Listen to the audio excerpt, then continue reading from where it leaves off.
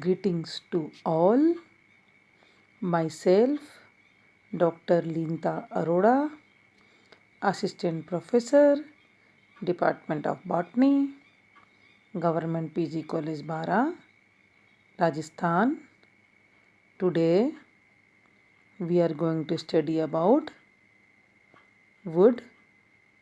बच्चों, आज हम कास्ट के बारे में स्टडी करेंगे। कास्ट का पहला वीडियो मैं आपको पहले ही अपलोड कर चुकी हूँ।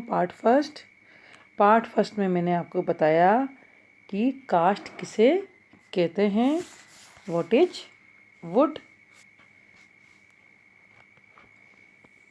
बहुवर्षीय पादप, द्विबीजपत्री व नग्नबीजी के स्तंभों में कैम्बियम रिंग के विभाजन द्वारा इसके बाहर की ओर द्वितीयक फ्लोएम तथा भीतर की ओर द्वितीयक जाइलम का निर्माण होता है। ये सेकेंडरी जाइलम ही कास्ट कहलाता है, जो कि स्तंभ के भीतरी भाग का अधिकांश हिस्सा बनाता है। कास्ट जो है वृक्षों से प्राप्त होने वाला एक बहुमूल्य उत्पाद है। हिस्ट्री ऑफ वुड के बारे में आपको बता चुकी हूँ बच्चों। प्रॉपर्टीज ऑफ वुड मैं आपको पिछले वीडियो में बता चुकी हूँ। प्रॉपर्टीज ऑफ वुड में इसकी दो प्रॉपर्टीज होती हैं, physical properties and chemical properties. Physical properties में इसकी mechanical properties and non mechanical properties होती हैं। मैकेनिकल प्रॉपर्टीज में strength, stiffness and flexibility, toughness, porosity, hardness, cleavability के बारे में मैं आपको बच्चों पिछले वीडियो में बता चुकी हूँ। यांत्रिक गुण कौन कौन से बताए बच्चों मैंने आपको इसके।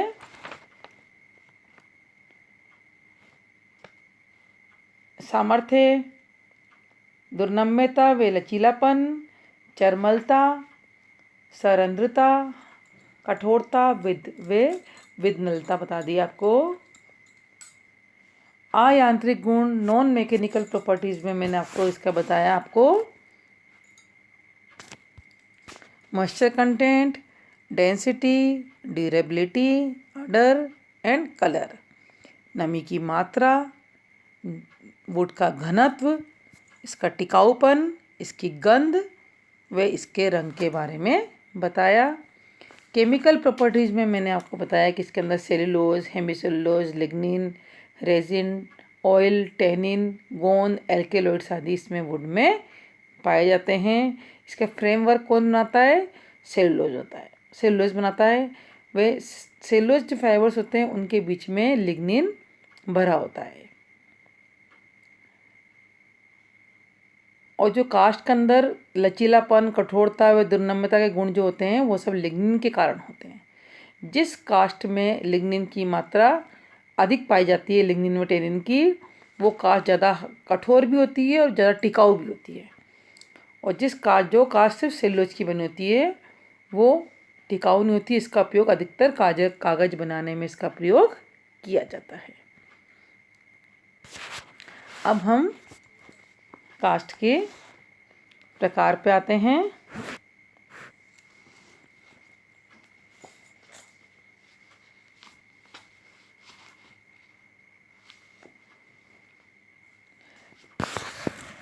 कास्ट एक प्रकार का द्वितीयक जाइलम है। कैम्बियम की विभाजित की क्रिया के कारण भीतर की ओर द्वितीयक जाइलम का निर्माण होता है।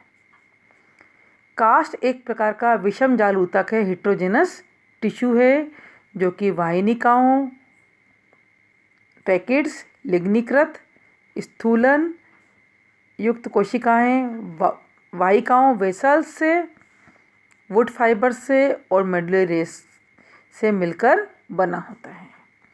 किससे बना होता है?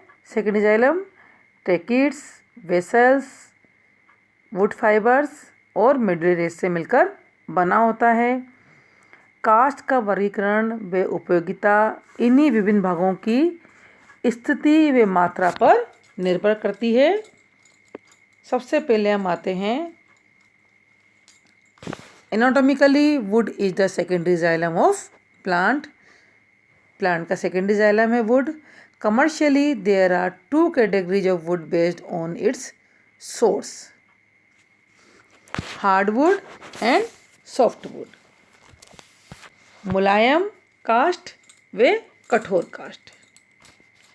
जिम्नोस्पर्म की कास्ट को मुलायम कास्ट तथा एंजियोस्पर्म की कास्ट को कठोर कास्ट कहते हैं। जिम्नोस्पर्म की जो कास्ट होती है उसको सॉफ्टवुड कहते हैं, वे एंजियोस्पर्म की कास्ट को हार्डवुड कहते हैं। सॉफ्टवुड की संरचना सरल होती है। Hardwood, the wood of dicot angiosperm is called hardwood. Hardwood and heavy since it contain plenty of wood fibers, tracheids and libriforms fibers। Hardwood किसमें पाए जाते हैं? एंजियोस्पर्म में पाए। एंजियोस्पर्म की जो वुड होती है वो हार्डवुड कहलाती है, जिसके अंदर की बहुत अधिक मात्रा में वुड फाइबर्स पाए जाते हैं। Softwood, the wood of gymnosperm is called softwood. The softwood mainly composed of tracheids and wood rays. Wood parenchyma. Gymnosperm की वुड को हम सॉफ्टवुड कहते हैं। ये मेनली ट्रैकिड्स और वुड रेस, जिसके अंदर मेनली वुड पेरेन्काइमा पाया जाता है। सॉफ्टवुड की संरचना सरल होती है। ये मुख्यतः वाहिनिकाओं की बनी होती है, ट्रैकिड्स की बनी होती है। वाहिकाओं व सत्य जाइलम का इसमें अभाव होता है। जाइलम रेशे कास्ट को कठोरता प्रदान करते हैं, अतः इनकी अनुपस्थिति में ये कास्ट को हम मुलायम कास्ट कहते हैं। आवृत बीजों की कठोर कास्ट की संरचना काफ़ी जटिल होती है। इसमें वाहिकाओं तथा जाइलम रेशों की अधिकता होती है। चूँकि जाइलम रेशे कास्ट को कठोरता प्रदान करते हैं, इसी कारण रेशोयुक्त कास्ट को हम कठोर कास्ट कहते हैं। Properties of softwood: contract with heat and moisture, have lower density than hardwood, good for interior finish and for furniture, solid but soft, flexible and strong, not water resistant, cost low होती है, इसकी cost जो होती है कम होती है, ये water का रेजिस्टेंस भी नहीं होती है, फ्लेक्सिबल व स्ट्रॉन्ग होती है, सॉफ्ट होती है, इससे इंटीरियर डेकोरेशन के लिए अच्छी होती है, ये फर्नीचर के लिए भी ठीक होती है। ये प्रॉपर्टीज ऑफ हार्डवुड। हार्डवुड की प्रॉपर्टीज क्या क्या हैं? Contract with heat and moisture, stronger, denser and homogeneous than hardwood,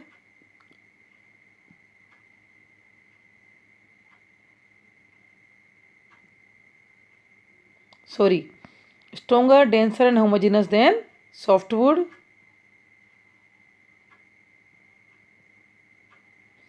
good for interior finish and for furniture, resist fire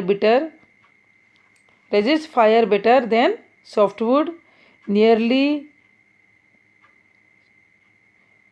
impervious for water, cost high होती है, इसकी कॉस्ट ये high होती है और ये इंटीरियर डेकोरेशन और फर्नीचर के लिए अच्छी होती है, लेकिन ये इसका टिकाऊपन ज़्यादा होता है हार्डवुड का।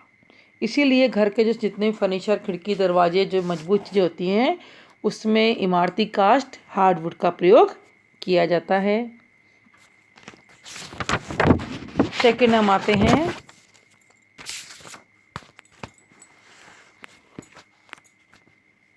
वुड का वर्गीकरण व इसकी उपयोगिता के आधार पर इसको आगे सेकेंड स्टेप में दो भागों में बांटा गया है। ये हैं सैपवुड एंड हार्डवुड, अंत्य कास्ट व रस cast. Definition of sapwood and hardwood. Sapwood, when a tree is young, certain cells within the wood are alive and capable of conducting sap or storing nutrients, and the wood is referred to as sapwood. The sapwood also termed as alburnum. Hardwood is also called duraman. Duramen के नाम से भी इसको अंत्यकाष्ठ को जानते हैं। Dead and central wood of tree, as new sap wood is formed under the bark, the inner sap wood changes to hardwood. In the wood undergoing this change, the living cell die. स्तंभ के केंद्रीय भाग में स्थित पूर्णतः मृत टाइलोसेस से भरी भारी व घेरे रंग की कास्ट, जिसमें वाहिकाओं में टेनिन, सगंध तेल, रंजक, गोंद, रेजिन आदि निक्षेपित होते हैं, वो इसकी अंत्यकाष्ठ कहलाती है। ड्यूरामेन अंत्यकाष्ठ हार्डवुड कहलाती है। आर्थिक दृष्टि से अंत्यकाष्ठ विशेष रूप से हमारे लिए महत्वपूर्ण है, क्योंकि फर्नीचर, लकड़ी की अन्य वस्तुएं इसी काष्ठ से बनाई जाती हैं। कार्य की दृष्टि से फिजियोलॉजिकली ये काष्ठ अकार्यशील होती है। इसका प्रमुख कार्य है वृक्षों को यांत्रिक सहायता प्रदान करना है, यांत्रिक सहारा प्रदान करना है। अंत्यकाष्ठ को घेरे हुए आंशिक रूप से जीवित हल्की व धूसर रंग की काष्ठ को, जिसमें वाहिकाएं टाइलोसेज व अन्य निक्षेपित पदार्थों से अवरुद्ध नहीं होती है, ये फिजियोलॉजिकली कार्यशील होती है, कार्य के रूप से कार्यशील होती है, ये रस्ट काष्ठ कहलाती है, सेफवुड कहलाती है। आर्थिक दृष्टि से ये हमारे लिए विशेष महत्वपूर्ण नहीं होती है। अंत्यकाष्ठ को ड्यूरामेन व रस काष्ठ को एल्बर्नम कहते हैं।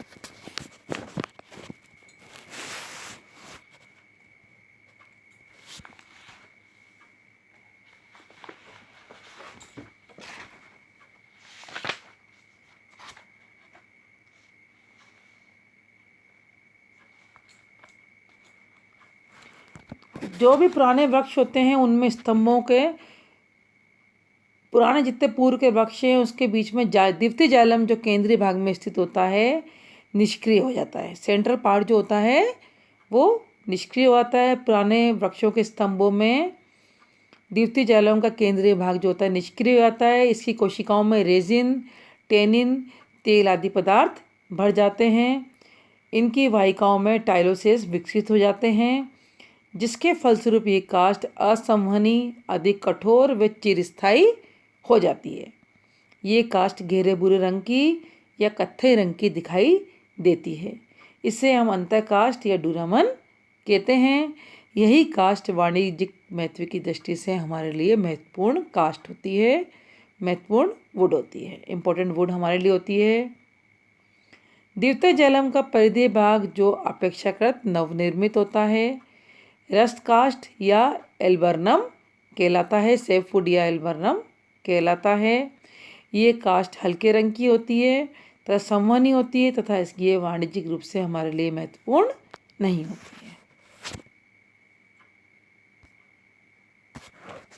अब इसके जाइलम, ट्रेकिड्स, इसके इन सब के स्ट्रक्चर हमने लिया है। इन सब के बेस पर ही हमने इसका क्लासिफिकेशन किया है। तो जाइलम जो होते हैं, इसमें जाइलम में पोर्स प्रेजेंट हैं कि नहीं है, जाइलम की वाहिनिकाओं की गुहा में गोल छिद्र प्रेजेंट हैं कि नहीं है, इसके बेस पे भी वुड को दो भागों में बांटा गया है, porous wood and non porous wood. आवृतबीजी वृक्षों, चीड़ की काष्ठों में वेसल्स का अभाव होता है, वाहिकाओं का अभाव होता है। वाहिकाओं रहित काष्ठ को अरंध्री काष्ठ, नॉन पोरस वुड कहते हैं।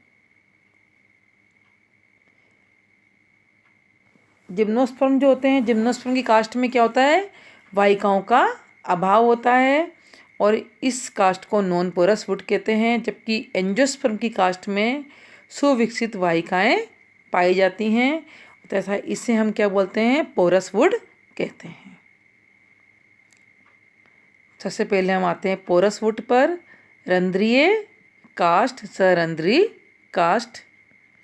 प्रोड्यूस्ड बाय एंजियोस्पर्म, एंजियोस्पर्म में पाई जाती है porous wood, composed of many vessels, इसके अंदर बहुत सारी वेसल्स पाई जाती हैं। ऑल्सो कॉल्ड एज हार्डवुड, इसे हम हार्डवुड के नाम से भी पुकारते हैं। Have plenty of xylem fibres and number of less tracheids, no और लेस ट्रेकिड्स, इसमें बहुत अधिक मात्रा में फाइबर्स पाए जाते हैं और इसमें लेकिड्स या तो ट्रेकिड्स या तो नहीं पाए जाते हैं या बहुत कम मात्रा में ट्रेकिड्स इसके अंदर पाए जाते हैं। परमिट ट्रांसफ़र ऑफ वाटर और एयर, ये वाटर को और एयर को ट्रांसफ़र करती है। एग्जाम्पल टीक, बालसा, मेपल और ओक। पोरस वुड को भी दो भागों में विभाजित किया गया है, रिंग पोरस वुड और diffused porous wood. Ring porous wood में कास्ट के अनुपस्थ कास्ट में गोल गोल रंध्रों के रूप में वाहिकाएं दिखाई देती हैं। ऐसी कास्ट जिसमें वाहिकाएं भिन्न भिन्न मोटाई व्यास की होती हैं उन्हें रिंग पोरस वुड कहते हैं। इसमें बसंत कास्ट में काफ़ी चौड़ी जबकि शरद कास्ट में सकड़ी वाहिकाएं पाई जाती हैं। सेकेंड है डिफ्यूज्ड पोरस वुड, ऐसी कास्ट जिसमें समस्त वाहिकाएं समान मोटाई की होती हैं, इसे हम डिफ्यूज्ड पोरस वुड कहते हैं, जिसमें कि सारी वाहिकाएं जो हैं एक समान मोटाई की होती हैं। इसे हम विस्तृत छिद्रित कास्ट कहते हैं, डिफ्यूज्ड पोरस वुड कहते हैं, जो कि आम शीशम में पाई जाती है। दूसरी है नॉन पोरस वुड, रंध्री कास्ट प्रोड्यूस्ड बाय जिम्नोस्पर्म, अनावृतबीजी पादपों में पाई जाती है ये, विदाउट पोर्स और वेसल्स, इसमें पोर्स और वेसल्स नहीं पाए जाते हैं। ऑल्सो कॉल्ड एज सॉफ्टवुड, इसे हम सॉफ्टवुड के नाम से भी पुकारते हैं। है fewer xylem fibres and 90 to 95% tracheids, इसमें जाइलम फाइबर्स बहुत कम मात्रा में पाए जाते हैं जबकि इसमें 90 से 95% तक ट्रेकिड्स पाए जाते हैं। Do not permit the transfer of water और एयर, ये एयर और वाटर को ट्रांसफ़र नहीं करती है। Example pine, redwood etcetera. अब हम वुड के फंक्शंस पे आते हैं। कास्ट के उपयोग, यूजेस ऑफ कास्ट, यूजेस ऑफ वुड, कास्ट के उपयोग।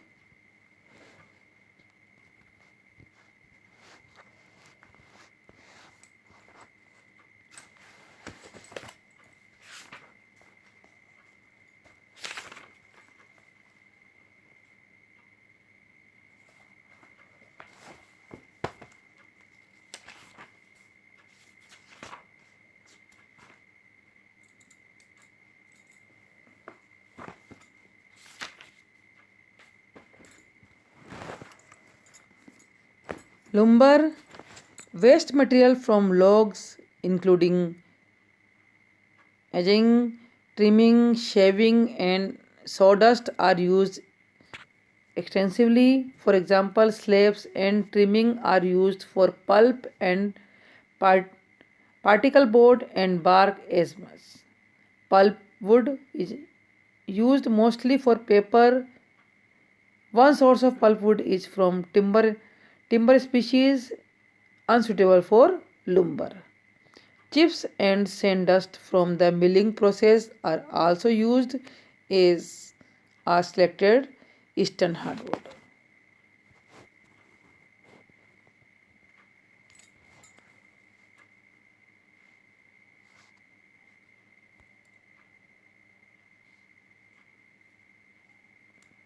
सबसे पहले हम आते हैं यूज़ ऑफ अनप्रोसेस्ड वुड, असंसाधित काष्ठ के उपयोग। सबसे पहले ये हमारे लिए निर्माण सामग्री के रूप में काम आती है। फर्नीचर, खिड़की, दरवाजे, खंबे, बीम, रेलवे स्लीपर्स, वेनियर्स में प्लाईवुड के रूप में काम आती है। पैकिंग सामग्री के रूप में लकड़ी के खोखे, पीपे, कुपरेज के रूप में काम आती है। ईंधन के रूप में कोयला और जलाई लकड़ी के रूप में काम आती है। Fuel would in north America only 10% of the timber harvest is use for fuel uses is increasing however because of rising cost of petroleum product. Veneers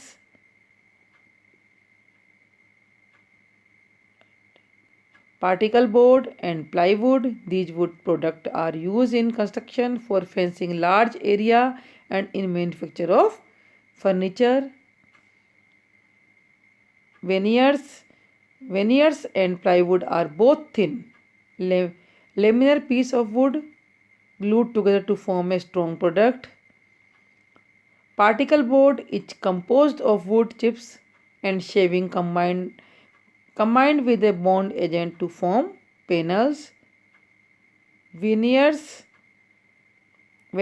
is a thin slice of log cut in sheet form.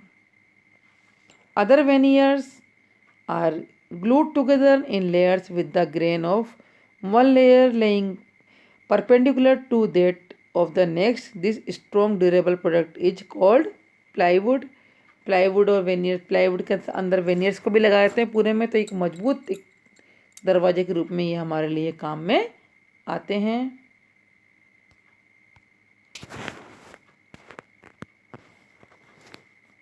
Post poles and piling close to 500 million poles and piling are required each year in the United States.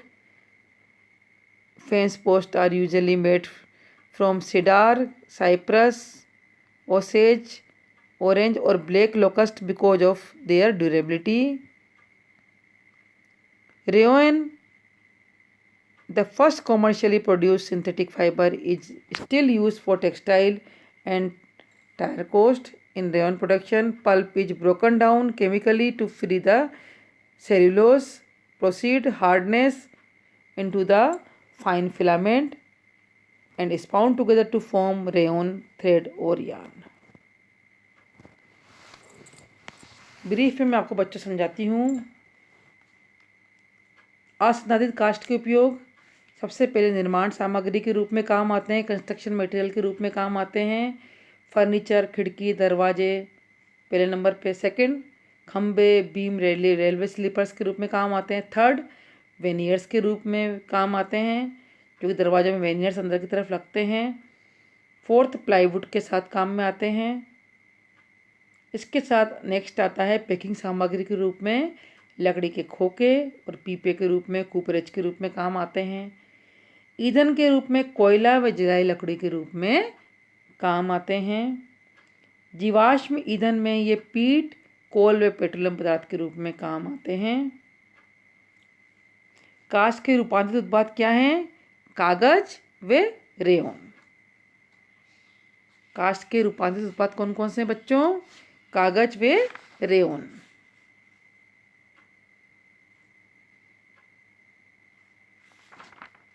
काष्ठ के रूपांतरित कागज, rayon, रूपांतरित काष्ठ, आसवन व अन्य विधियों द्वारा काष्ठ से निर्मित कार्बनिक पदार्थ जैसे वुड, एल्कोहल आदि उत्पादित किए जाते हैं।